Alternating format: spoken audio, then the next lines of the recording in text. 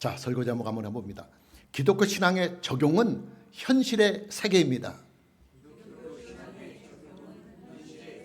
한 번 더 해봅니다. 기독교 신앙의 적용은 현실의 세계입니다. 오늘의 본문 말씀은 솔로몬 왕이 건축한 황궁 건축에 대한 내용입니다. 솔로몬 왕은 7년 6개월에 걸쳐서 예루살렘 성전을 건축한 후에 또 바로 이어서 성전의 맞은편에 황궁을 다시 건축합니다. 솔로몬 왕은 이 황궁을 무려 13년이라고 하는 긴 시간을 거쳐서 완공을 합니다.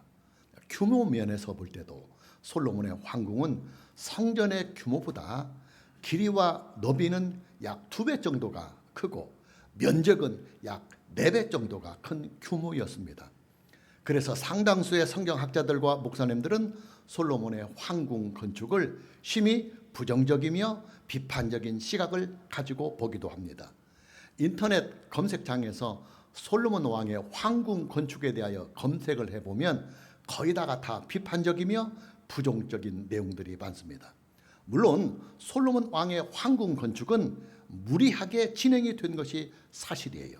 더더욱 솔로몬 왕의 황궁 건축은 결과적으로 볼 때 이스라엘 백성들의 원망을 사는 계기가 되기도 하였고, 또 결국에는 그 일로 인해서 이스라엘 왕국이 남과 북으로 갈라지게 되는 요인이 되기도 합니다.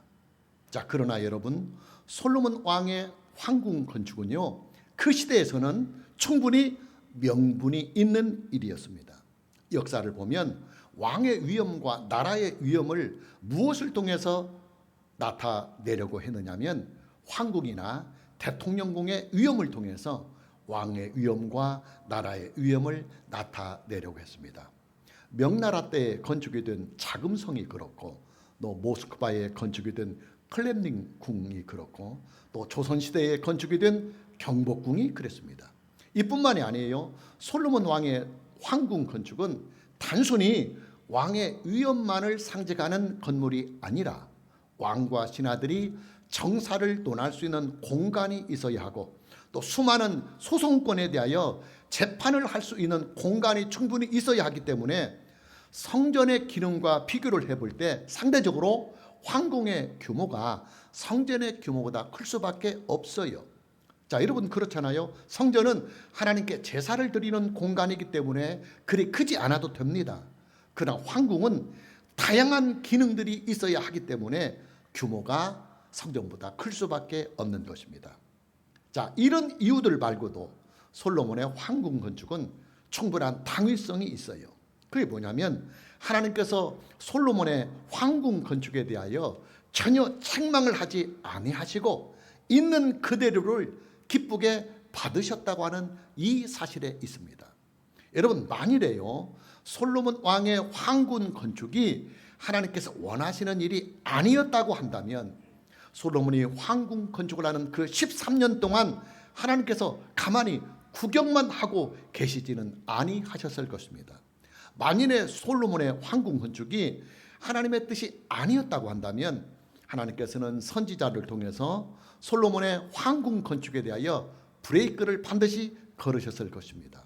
실제로 하나님께서는 다윗 왕이 성전을 건축하려고 하려고 했을 때 나단 선지자를 다윗 왕에게 보내서 그 브레이크를 걸으신 적도 있습니다.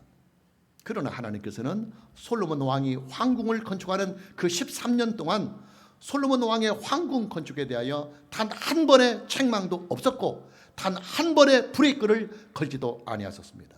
이뿐만이 아니에요. 하나님께서는 솔로몬 왕이 성전 건축을 마치고 또 이어서 황궁 건축을 다 마친 후에 솔로몬 왕에게 나타나셔서 복을 주시기까지 하십니다.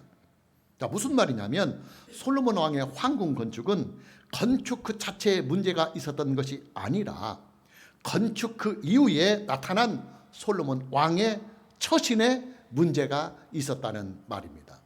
솔로몬 왕의 황궁 건축은 그가 단순히 왕의 위엄을 나타내려고 한 일만은 아니에요. 솔로몬 왕의 황궁 건축은 충분히 명분이 있었고 그리고 충분한 목적이 있었습니다. 그 명분과 그 목적이 뭐냐면 하나님께로 향하는 그의 신앙, 솔로몬 왕이 하나님께로 향하는 그의 신앙을 정치라고 하는 현실의 세계에 적용을 시키려고 하는 의도에 그 포커스가 맞춰져 있습니다. 물론 솔로몬 왕의 이런 거룩한 뜻은 솔로몬 왕의 초심과 그 중심이 날이 갈수록 흐트러지면서 상당 부분 빗나가고 맙니다. 그러나 우리는 이것을 알아야 합니다. 솔로몬 왕의 황궁 건축은 하나님의 통치권을 이 세상의 현실 속에서 나타내고자 하는 거룩한 의미가 있다고 하는 이 사실을 말입니다. 오늘의 설교는 바로 이 부분에 그 포커스가 맞춰져 있습니다. 여러분, 예루살렘의 일정한 구역 안에 성전과 황궁이 서로 마주보면서 자리를 잡고 있다고 하는 이 사실은요, 여호와 하나님께 대한 이스라엘 백성들의 신앙이 그들의 현실 세계에서 그대로 적용이 된다고 하는 영적인 의미를 가지고 있어요. 성경에서 예루살렘은 하나님의 도성, 즉 하나님의 나라를 예표하고 상징을 하고 있습니다. 요한계시록에서는 예수님의 재림 때에 새 하늘과 새 땅으로 임하시는 하나님의 나라를 새 예루살렘이다, 이렇게 소개를 하고 있습니다.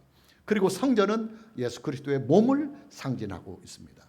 예수님께서는 하늘로부터 오는 표적을 구하는 유대인들을 향하여 이런 말씀을 하신 일이 있어요. 너희가 이 성전을 헐라 내가 사흘 동안에 일으키리라, 이런 말씀을 하신 일이 있어요. 성경은 이 말씀을 하신 예수님의 의도에 대하여 성경에 이렇게 기록을 하고 있습니다. 참고구절로 요한복음 2장 21절과 22절 말씀을 보면, 그러나 예수는, 이 부분이 중요해요, 성전된 자기 육체를 가리켜 말씀하신 것이라. 예수는 성전된 자기 육체를 가리켜 말씀하신 것이라. 죽은 자 가운데서 살아나신 후에야 제자들이 이 말씀하신 것을 기억하고 성경과 예수께서 하신 말씀을 믿었더라 그랬습니다. 무슨 말이냐면, 예루살렘 성전, 즉 솔로몬이 건축한 솔로몬 성전이나 수룹바벨이 건축한 수룹바벨 성전이나 헤롯이 건축한 헤롯 성전은 다 예수님의 몸을 상징하고 있다는 말입니다. 자, 그렇다면 여러분, 예루살렘에 세워진 성전은 무엇을 예표하고 무엇을 상징하고 있을까요? 당연히 예수 그리스도 안에서 임하시는 하나님의 나라를 상징하고 예표하고 있습니다. 어떻게 예수 그리스도 안에서 하나님의 나라가 우리에게 임하시느냐? 예수 그리스도를 믿음으로 말미암아, 예수 그리스도를 믿음으로 말미암아 하나님의 나라가 우리에게 임하십니다. 자, 이제 예루살렘에 세워진 솔로몬 왕의 황궁이 가지고 있는 상징적인 의미를 봅니다. 여러분, 황궁이라고 하는 것은요, 왕의 통치권을 상징하고 있어요. 왕은 황궁에서 나라를 통치해 나갑니다. 그러나 솔로몬 왕의 황궁은 그 의미가 좀 다릅니다. 왜냐? 솔로몬 왕은 이방 세계의 왕이 아니라 하나님의 선택을 받은 이스라엘 백성들을 통치하는 이스라엘의 왕이었기 때문입니다. 더군다나 솔로몬 왕의 황궁은 하나님 나라의 도성을 상징하고 있는 예루살렘에 세워져 있습니다. 그렇다면 솔로몬의 황궁은 무엇을 상징하고 있는 것일까요? 당연히 하나님 나라의 백성들을 통치해 나가시는 하나님의 통치권, 하나님의 통치권을 상징하고 있습니다. 하나님께서는 솔로몬 왕에게 하나님의 택한 백성인 이스라엘을 통치할 수 있는 통치권을 솔로몬 왕에게 위임해 주셨습니다. 솔로몬 왕은 예루살렘에 세워진 그 황궁에서 정사를 돌보면서 하나님의 선택하신 백성인 이스라엘 백성들에게 하나님의 통치권을 대행하는 것입니다. 자, 중요한 것은 성전과 황궁이 예루살렘에 함께 존재하고 있다는 이 사실이에요. 그것도 일정한 구역 안에 성전과 황궁이 서로 마주보고 세워져 있습니다. 우연이 아니에요. 의도적이며 계획적으로 그렇게 설계를 했고 또 그렇게 건축을 했습니다. 그 의도와 그 목적이 무엇이냐? 성전과 황궁이 가지고 있는 구속사적인 관계성 때문입니다. 이미 말씀을 드렸지만 예루살렘에 세워진 성전은 예수 그리스도 안에서 임하시는 하나님의 나라를 상징하고 있어요. 그리고 예루살렘에 세워진 황궁은 하나님의 백성들을 통치해 나가시는 하나님의 통치권을 상징하고 있습니다. 자, 그런데 성전과 황궁이 일정한 구역 안에서 서로 마주보며 세워져 있습니다. 자, 성전과 황궁 사이에는 도대체 어떤 관계가 있기에 이렇게 일정한 구역 안에 건축이 되고 그리고 서로 마주보며 건축이 되었는지 우리는 그 사실을 알아봐야 합니다. 여러분, 하나님의 나라가 우리에게 임하시려면 반드시 나라를 이루는 세 가지의 구성 요소가 충족이 되어야만 합니다. 첫째는 영토, 즉 땅이 있어야 합니다. 그리고 둘째는 나라를 이루려면 국민들, 백성들이 있어야 합니다. 그리고 셋째는 주권이 있어야 합니다. 영토와 국민 그리고 주권은 나라를 이루는 3요소입니다. 자, 이 세 가지의 요소 중에서 하나님 나라의 영토, 즉 하나님 나라의 땅은 아직 우리에게 임하지 아니하셨어요. 이것은 예수님의 재림 때 새하늘과 새 땅을 통해서 우리에게 임하실 것입니다. 자, 그리고 하나님의 백성은 우리가 살고 있는 현실의 세계에서 이미 존재하고 있습니다. 자, 하나님의 나라를 구성하는 하나님의 백성들이 누구냐? 하나님의 선택을 받은 구약시대의 이스라엘과 그리고 예수 그리스도를 믿는 신약시대의 사람들입니다. 저와 여러분들은 현존하는 하나님 나라의 백성들입니다. 자, 그리고 세 번째, 하나님 나라의 주권은 오직 하나님 한 분에게만 있습니다. 자, 왜 그러느냐면 하나님의 나라는 공화정 형태로 존재하는 나라가 아니라 왕정 국가의 형태로 존재하는 나라이기 때문입니다. 신약 성경에서 하나님의 나라를 헬라로 바실레이라고 합니다. 근데 이 바실레이라는 영어로는 The Kingdom of God, 하나님의 왕국입니다. 왕정 국가를 말하는 것입니다. 여러분, 공화정이라고 하는 것은요, 군주가 없는 정치 체제를 말합니다. 당연히 군주가 없으니까 그 나라의 주권이 누구에게 있느냐면 국민에게 있어요. 우리나라도 공화정 형태의 나라이기 때문에 헌법에 대한민국의 주권은 국민에게 있다, 이렇게 명시를 하고 있는 것이에요. 그러나 하나님의 나라는 공화정 형태로 존재하는 나라가 아니라 왕정 국가입니다. 왕정 국가는 주권이 국민에게 있는 것이 아니라 왕에게 있어요. 왕이 절대적인 권력을 가지고 주권을 행사하는 나라가 바로 왕정 국가입니다. 하나님의 나라는 왕정 국가로 존재하는 나라입니다. 완전하시며 영원하시며 전지전능하시며 선하시고 의로우시며 그리고 창조자요 절대자이신 하나님께서 완전한 권력을 가지고서 하나님의 백성들을 통치하시는 나라가 바로 하나님의 나라입니다. 중요한 것은 땅으로 임하시는 하나님의 나라는 아직 우리에게 임하지 아니하였다고 하는 이 사실에 있어요. 다시 말해서 완전하고도 영원한 하나님의 나라는 아직 임하지 아니하였어요. 나라가 이루려면 세 가지의 구속 요소가 있어야 됩니다. 영토와 국민과 주권이 있어야 됩니다. 그런데 지금 백성은, 국민은 만들어져 있어요. 저와 여러분이, 예수님을 믿는 사람들, 또 구약시대에 하나님의 선택을 받은 사람들이 지금 하나님 나라의 백성들이니까 이미 하나님 나라의 백성은 존재하고 있어요. 그리고 주권도 존재하고 있어요. 왜? 하나님께서 우리의 왕으로 우리를 통치하고 계시니까 주권도 존재하고 있지만은, 그러나 아직 현실적으로 영토로 임하고 땅으로 임하는 하나님의 나라는 우리에게 임하지 아니하였어요. 이것은 예수님의 재림 때 세상이 종말이 되고 새하늘과 새 땅으로 우리에게 임하실 것입니다. 자, 그럼 우리가 살고 있는 이 현실 세계에서는 하나님의 주권이 어떤 형태로 나타나느냐 하는 것입니다. 하나님의 말씀으로 하나님의 주권이 행사가 됩니다. 예수 그리스도 안에서 하나님의 백성이 된 우리는 하나님의 기록된 말씀에 순종함을 통해서 하나님의 주권을 받게 됩니다. 자, 그러나 여기에 문제가 있어요. 하나님의 말씀에 순종해 나가는 이 일을 믿는 사람들의 개인적인 의사에만 맡겨버리면 하나님의 주권이 제대로 행사가 될 수가 없어요. 하나님의 주권이 강력하게 제대로 행사가 되려면 제도화가 필요하고 강제성도 필요합니다.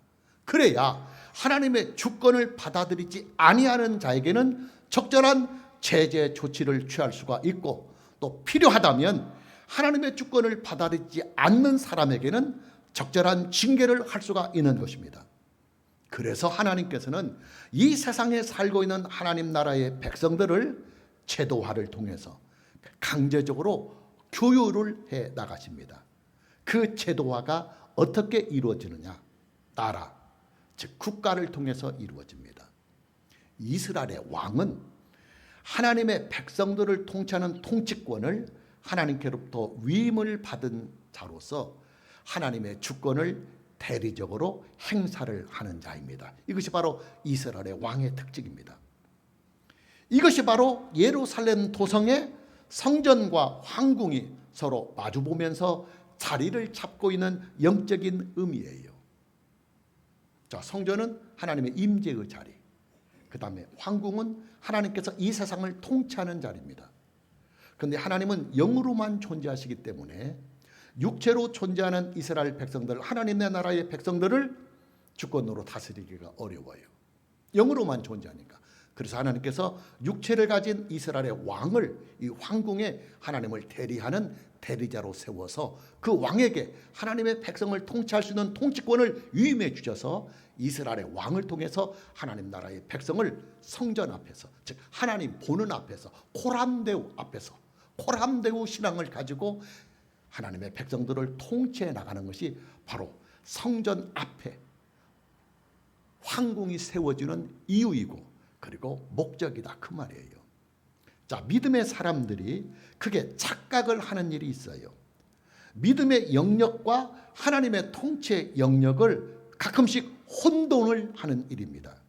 여러분, 믿음의 일은요, 극히 개인적인 일입니다. 나 한 사람이 개인적으로 하나님의 은혜 안에서 예수님을 믿고 하나님의 구원하시는 은혜를 얻는 것이 바로 믿음의 역사입니다. 그러나 나 한 사람이 예수님을 믿고 구원을 받았다고 해서 믿음의 일이 다 끝나는 것은 아니에요. 예수님을 믿어 하나님의 구원하시는 은혜를 얻은 사람은 그때부터 하나님의 백성이 됩니다. 그리고 하나님 나라의 백성이 된 그 사람은 반드시 하나님께서 주권을 가지고 행사하시는 하나님의 통치를 반드시 받아야 합니다. 비유를 한번 들어볼게요. 여러분, 우리나라 국민이요, 미국으로 이민을 갔다고 한번 가정을 한번 해봅시다. 법적인 과정과 행정적인 모든 절차를 다 거쳐서 마침내 미국 시민권을 받았습니다. 그러면 그 다음부터는 어떤 의무가 발생을 하느냐면 당연히 미국의 통치권자인 미국 대통령의 통치를 받아야 합니다. 자, 예수님을 믿어서 하나님의 백성이 된 사람들도 마찬가지예요. 예수님을 믿어서 하나님의 백성이 된 이 일은 하나님 나라의 백성이 되기 위한 절차요 과정입니다. 자, 이 절차와 과정을 다 거쳐서 드디어 하나님 나라의 백성이 되었다고 합시다. 그러면 그때부터는 하나님 나라의 왕이신 하나님의 통치를 반드시 받아야 합니다. 하나님의 통치를 어떻게 받느냐? 하나님의 말씀을 순종함을 통해서, 하나님의 말씀을 순종함을 통해서 하나님의 통치를 받습니다. 너무나 당연한 일이에요. 여러분, 저와 여러분은 대한민국의 국민입니다.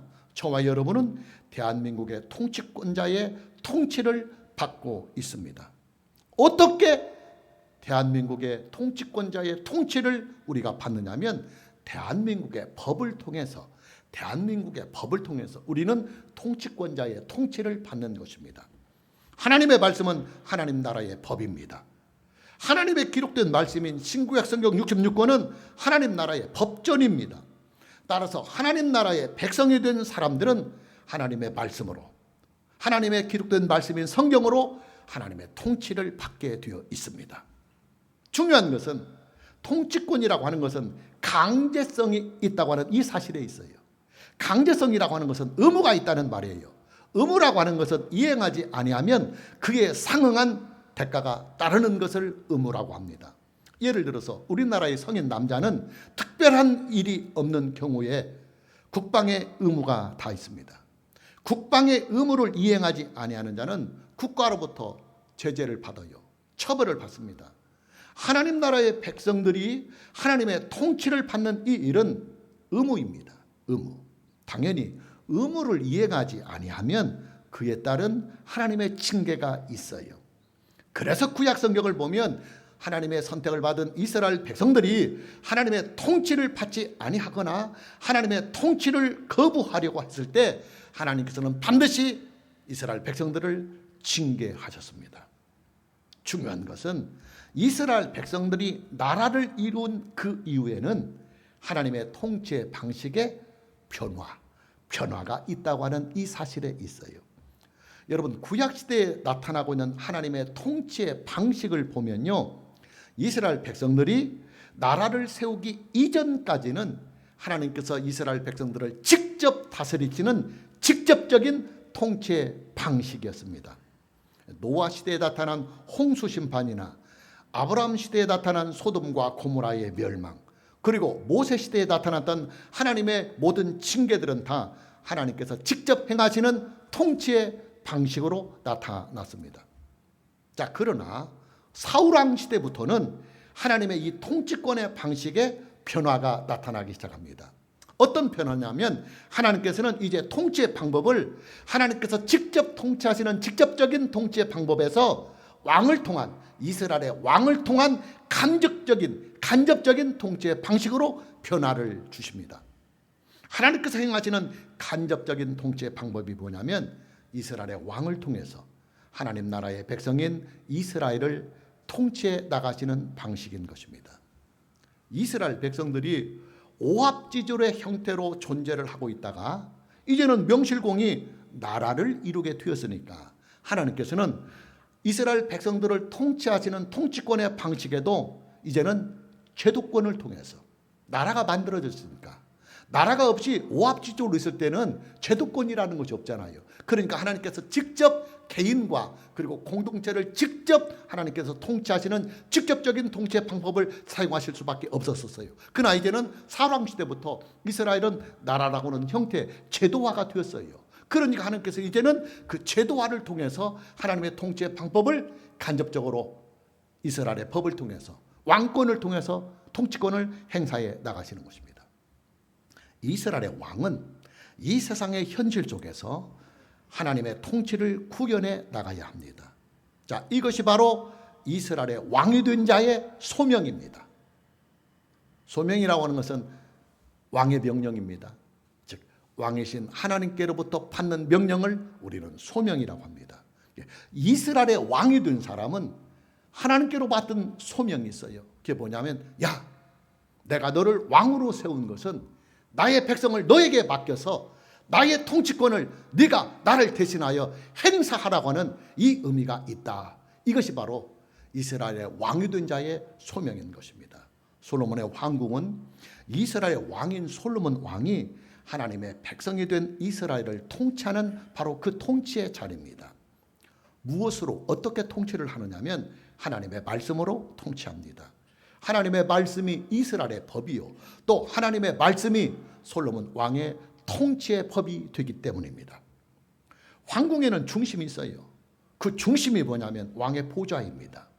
왕은 이 왕자의 자리에서 신하들과 함께 정사를 논합니다. 정사라고 하는 것은 정치를 논한다, 그런 말이에요. 자, 중요한 것은 이스라엘의 왕의 정치는 그 기초와 그 근본이 하나님의 통치를 이스라엘 백성들에게 구현하는 일에 그 목표가 있다는 그 말이에요. 이 세상의 정치는 그 나라가 가지고 있는 정치적인 이념을 실현하는 데 목적을 가지고 있어요. 그러나 하나님 나라의 통치권은 하나님의 말씀을 가지고 하나님의 백성들을 통치하는 그 통치권의 근본 목적을 가지고 있는 것이에요. 여러분, 정치의 영역은요, 현실의 영역이에요. 우리가 살고 있는 현실 세계의 일이 바로 정치의 영역입니다. 그리고 정치의 영역은 정치인들만의 영역이 절대로 아니에요. 정치라고 하는 것은 인간관계와 이해관계를 풀어나가는 기술을 우리는 정치라고 말합니다. 그래서 정치를 잘하면 인간관계가 잘 풀려지고, 그리고 인간들 간에 가지고 있는 이해관계가 큰 충돌이 없이 술술 잘 풀려나갑니다. 그러나 정치가 안 되면 분쟁과 갈등이 생기고, 심하면 전쟁이 일어나기도 하고, 그리고 국내에 내란이 발생하기도 합니다. 당연히 정치의 영역은 사람이 살고 있는 모든 공간에 반드시 필요한 일이고 그리고 반드시 나타나고 일어나는 일입니다. 가장 넓은 정치의 영역은 나라와 나라 사이에 발생하는 세계 정치 혹은 국제 정치가 있습니다. 그리고 그 다음의 정치의 영역으로는 나라 안에서 발생하는 나라의 정치가 있어요. 이뿐만이 아닙니다. 나라 안에는 수많은 작은 조직들이 있어요. 회사들이 있고 기업들이 있고 또 그 밑에는 수천 개의 작은 조직들이 존재하고 있습니다. 그런데 그 모든 조직들, 공동체들에게는 다 정치가 존재합니다. 교회 안에도 정치가 존재하고 있어요. 우리가 지난 주일에 여러분에게 기독교 교리를 강의하면서 교회 정치에 대하여 강의를 한 일이 있어요. 저와 여러분이 속해 있는 우리 대한예수교회 장로회 전주 시편교회는 대한예수교회 장로회 합동총회가 헌법으로 규정을 하고 있는 장로 정치를 따르고 있다고 하는 강의를 여러분들에게 했습니다. 장로교회는 교회 안의 모든 정치를 교인들의 대표인 장로와 교회의 대표인 목사가 한 테이블에 모여서 회의를 통해서 상의를 통해서 토의를 통해서 교회의 정치를 이루어 나가는 정치, 이것이 바로 우리 교단이 가지고 있는 장로 정치입니다. 담임 목사와 장로님으로 구성이 된 당회를 통해서 교회 안에서 일어나고 있는 모든 문제들을 정치로 풀어 나가는 것입니다. 가정 안에도 정치가 있어요. 부부가 서로 정치를 잘하면 그 부부는 큰 갈등이나 분쟁을 겪지 아니하고 화평한 부부관계를 잘 유지해 나갈 수가 있어요. 그러나 부부의 정치가 잘 안 되면 트러블 생겨요. 남편은 남편의 주장만 강하고 아내는 아내의 주장만 강해서 서로 타협이 없이 서로 부딪히기만 한다면 여러분 여기에는 뭐 쑥대밭이 되는 거죠. 그래서 싸우는 거예요. 여러분 싸움이 일어날 때 적절히 반복씩 후퇴를 하고 양보를 해서 나도 이만큼 양보할 테니까 당신도 이만큼 양보하자. 그래서 우리 서로 합의점을 찾아서 이렇게 화평한 관계를 만들어 나가자 하는 그 모든 기술이 정치인 거예요. 그래서 정치는 인간관계와 이해관계를 풀어나가는 고도의 기술을 우리는 정치라고 말하는 것입니다. 그래서 부부 사이에도 가정 안에도 정치가 있어요. 여러분 정치 잘해야 돼요. 정치를 잘하면 부부간에 화평합니다. 근데 정치를 못하면 부부간에 맨날 트러블이 일어나요. 여러분 부부간의 분쟁과 다툼은요 원칙적으로 사랑으로 해결을 해 나가는 것이 원칙이에요. 그러나 부부간에 일단 문제가 발생을 하면 사랑 식어져요. 현실의 문제가 대두가 되고 감정과 이성이 그리고 의지의 문제가 대두가 됩니다. 사랑이 한참 멀어져 가요. 왜? 이미 감정이 상하여서 트러블이 일어나니까. 그러면 그 트러블은 어떻게 부부관계에서 만회해 나가느냐 하면 정치를 통해서 대화를 통해서 풀어나가는 거예요. 그래서 바로 정치라고 하는 거예요. 그래서 여러분 부부의 화목을 위해서도 가정의 화목을 위해서도 우리는 정치를 잘해야 됩니다. 예루살렘 도성의 일정한 구역 안에 성전과 황궁이 서로 마주보면서 존재를 하고 있다고 하는 이 사실은 하나님께로 향하는 우리의 신앙이, 자 성전은 신앙의 상징이잖아요. 그러니까 하나님께로 향하는 이 신앙이, 황궁은 정치입니다. 현실입니다. 삶입니다. 이것이 서로 마주보고 있어요. 그러니까 우리는 지금 신앙의 영역에도 속해 있고 황궁의 영역, 즉 현실의 영역에도 속해 있어요. 그러니까 우리가 하나님을 바라보는 우리의 신앙은 황궁 정치, 현실의 정치, 현실의 삶에서 이루어 나간다 하는 뜻을 가지고 있어요. 그래서 예루살렘 안에 하나님의 나라를 상징하는 예루살렘 도성 안에 일정한 구역 안에 황궁과 성전이 서로 마주보고 있다 그 말이에요. 아주 중요한 말입니다. 바로 여기에서 개혁 신앙의 모토가 되고 있는 코람데오 신앙이 나옵니다. 하나님께로 향하는 우리의 믿음과 현실의 세계를 살아가는 우리의 삶이 각각 따로따로 노는 것이 아니라 서로 마주보면서 신앙과 삶이 함께 가는 것, 이것이 바로 코람데오 신앙입니다. 교회당에서 예배를 드릴 때만 우리가 거룩한 성도가 되는 것이 아니에요. 우리가 예배당에서 하나님께 예배를 드렸던 그 거룩한 신앙, 그 절제, 그 사랑, 그 은혜를 가지고 우리의 가정생활에서 현실 속에서 나타나야 되고, 우리의 일터에서 나타나야 되고, 우리의 삶의 자리에서 그 신앙이 우리의 삶에 적용이 돼야 되지. 예배 시간 때는 거룩한 성도인데 가정에 돌아가서, 일터로 돌아가서, 삶으로 돌아가서는 그냥 개차발이 된다고 한다면 이것은 진정한 신앙이 아니다, 그 말이에요. 이것이 바로 코람데오 신앙, 하나님 앞에서. 그래서 성전과 황궁은 늘 하나다. 신앙과 현실의 세계, 그리고 하나님께로 향하는 우리의 예배 신앙과 정치를 통해서 현실 속에서 우리의 갈등과 우리의 문제를 풀어나가는 우리의 현실은 늘 하나이다. 할렐루야. 마무리합니다. 여러분, 기독교 신앙의 적용의 공간은요, 예배당 안이 아니에요. 예배당 안에서의 우리의 믿음은 반드시 삶의 현장의 자리에서 적용이 되고 실천이 돼야 합니다. 이것이 기독교 신앙이에요. 어떻게 적용을 하느냐?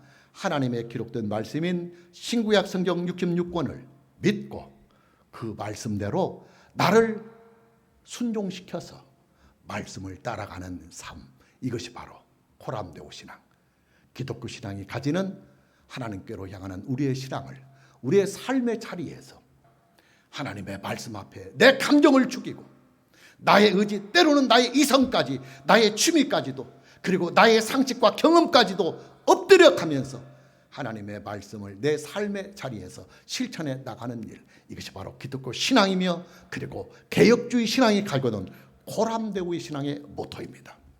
왜냐? 기독교인들의 신앙은 예배당 안에서만의 신앙이 아니라 예배당 밖에서의 신앙, 삶의 현장에서의 신앙, 즉 코람데오의 신앙이기 때문입니다. 오늘 저와 여러분 모두에게 우리의 소중한 믿음을 삶의 현장의 자리에서 충만하게 적용을 잘 해나갈 수 있는 이 은혜가 있기를 주님의 이름으로 축복합니다. 찬양합니다.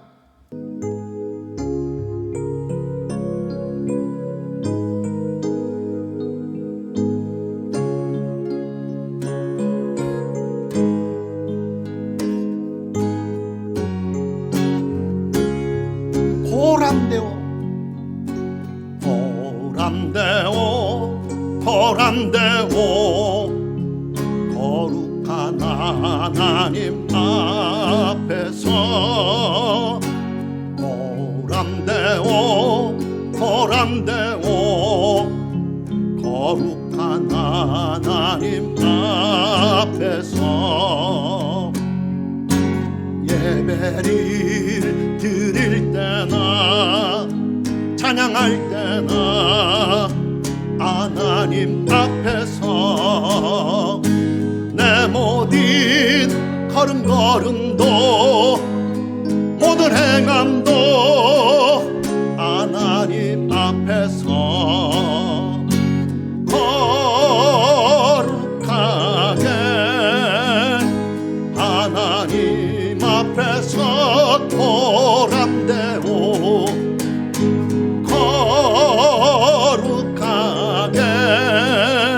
하나님 앞에서 오른손 들고 다시 코람데오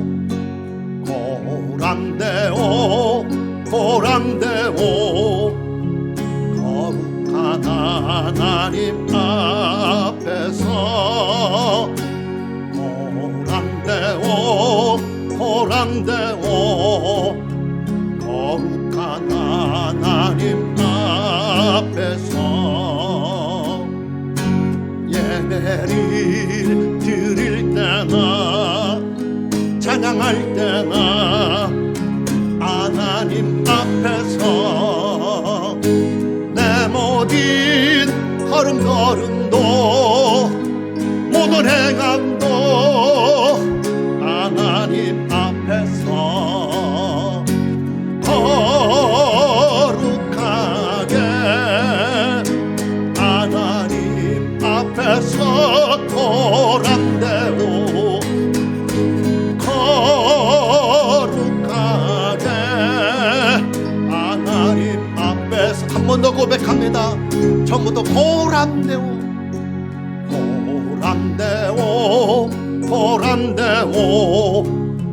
거룩한 거룩한 하나님 앞에서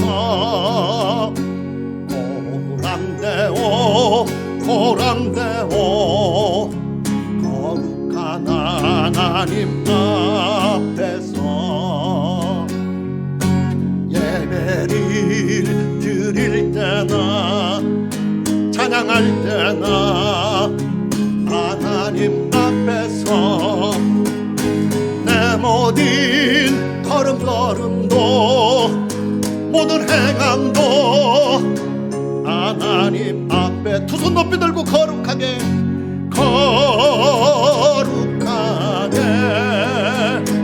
하나님 앞에서 고람되오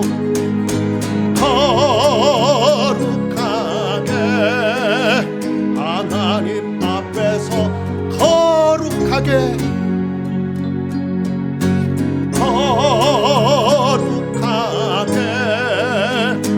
하나님 앞에서 고람되오 거룩하게 하나님 앞 한 번 더 고백합니다. 두 손 높이 들고 거룩하게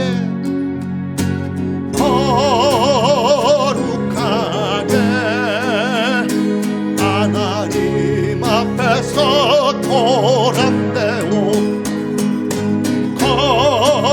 거룩하게 하나님 앞에서 고람되오